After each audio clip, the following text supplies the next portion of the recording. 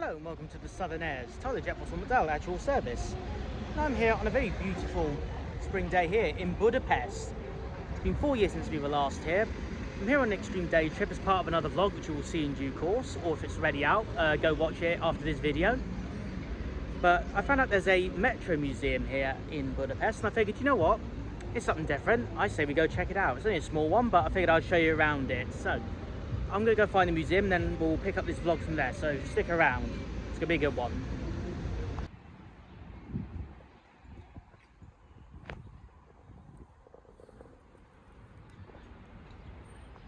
Oh look, it's that Ferris wheel that Mitchell crapped his pants on when we were here back in 2022. So apparently the museum I'm after is literally here in the metro of this station, which is pretty cool actually. So let's go downstairs, see if we can find the entrance. So if you want to know which station on the metro to come to, it's this one. Diek Fenrik 10, it's right in the city centre. In fact, I think I've just found the museum entrance. Let's go inside.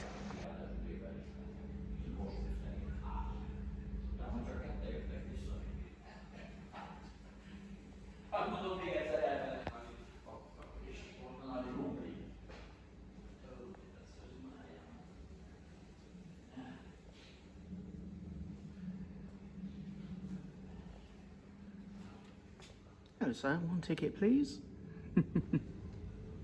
This small museum is dedicated to the history of the Hungarian metro, and they've got 3 old metro trains, including the very first one that was put into service back in 1896, back when Hungary was part of the Austro-Hungarian Empire under the Kaiser Karl Joseph I, who was the uncle of Archduke Franz Ferdinand, the man whose assassination sparked World War I. So as you can see, the first underground railway station, the first of the many stations that serve the Budapest Metro, opened on May 2nd, 1896. Some more memorabilia about it. Of course, London Underground. Any city in the world, when it comes to underground transport, London is the pioneer, followed very closely by New York and Paris. But this is all about the Budapest Metro. And this is all, I believe, an old platform from the 1800s that isn't used anymore. Hence why they've got these preserved locomotives down here. So this is number 19. I believe this one dates back to the late 1800s. It could even be the early 1900s. I'm pretty certain this is all pre-World War I. But it's very cool to see that. And if I can just go up a bit close, I'll try and get you a look inside. You can see, very basic.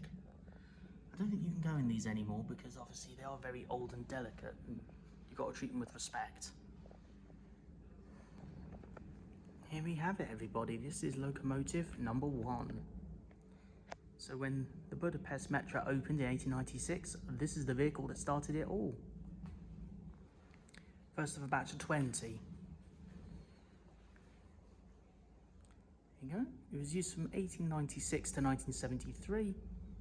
And this is basically been kept in the condition it was when it was retired in the 1970s.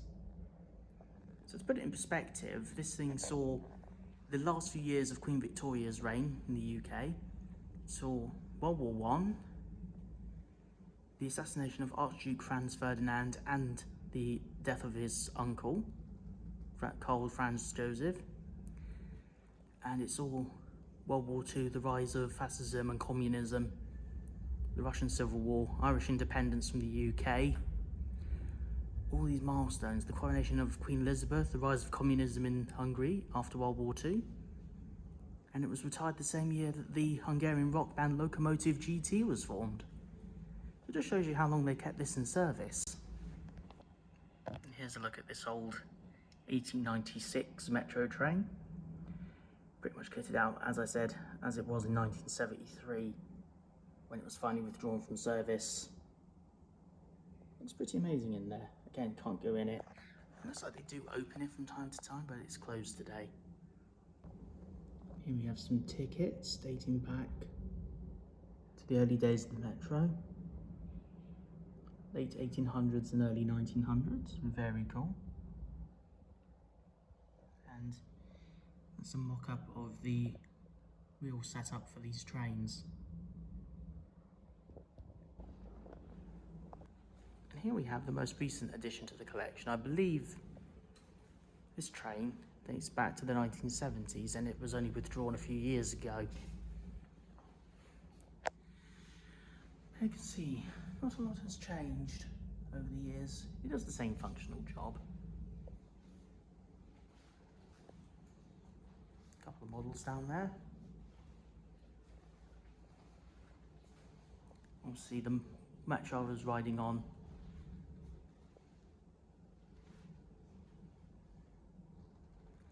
It's a lot more modern than this. Oh, here we go. So this one was built in 1960 and withdrawn in 1973. So it only served for about 13 years. In fact, you can actually hear the rumble of modern metro trains on the line. Let's control carriage. Please excuse my reflection in the mirror. So as I was saying, this museum only takes up a small portion of an old metro system station that no longer exists. It's been replaced with the more modern one we came through earlier, and I will insert a few clips of a modern train by comparison to show you against these three. But here we have, this is train 81. This is obviously number 1, all the way back from 1896, and the one that we saw at the start was number 19. So they've got some really old kit here, and it's very cool to see this. Oh, very cool. So 4 years after the Budapest Underground or Metro opened, they actually managed to win an award at the Paris World Exposition. Not bad, considering it was only 4 years since they started operating it. And by comparison, when I'm on it, this is what a modern ticket looks like for the modern day metros. This is a travel card that I can use on local buses, trains and trams, and it costs 2,750 florins.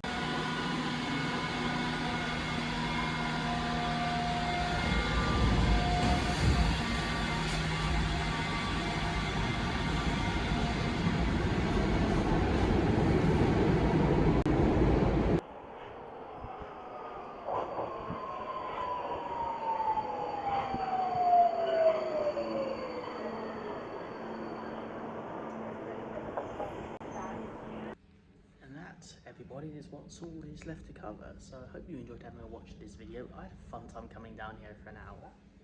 It's only 1,000 florin entry for an adult. There are concessions for older people and children, but I'm going to leave you with this lovely background of train number 19. I'll go see you in the next one. Safe travels and goodbye.